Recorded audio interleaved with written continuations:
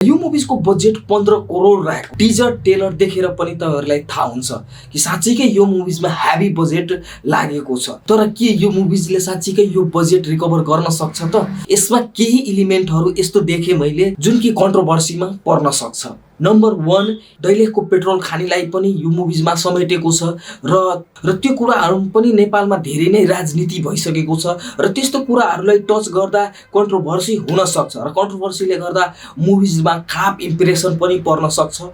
So मलाई लाग्छ यो कुराहरुलाई राम्रोसँग ध्यानमा राखेर यो कुराहरुलाई समेटेको होला भन्ने मलाई विश्वास छ।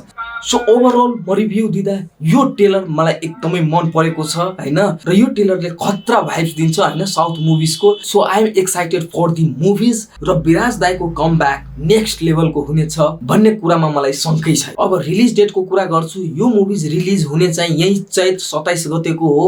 फर्स्ट डे फर्स्ट शोको लागि तपाईहरु तयार भइहाल्नुस् किन यो मुभिजले साच्चैकै नेपाली ऑडियन्सको पैसा डिजर्भ गर्छ।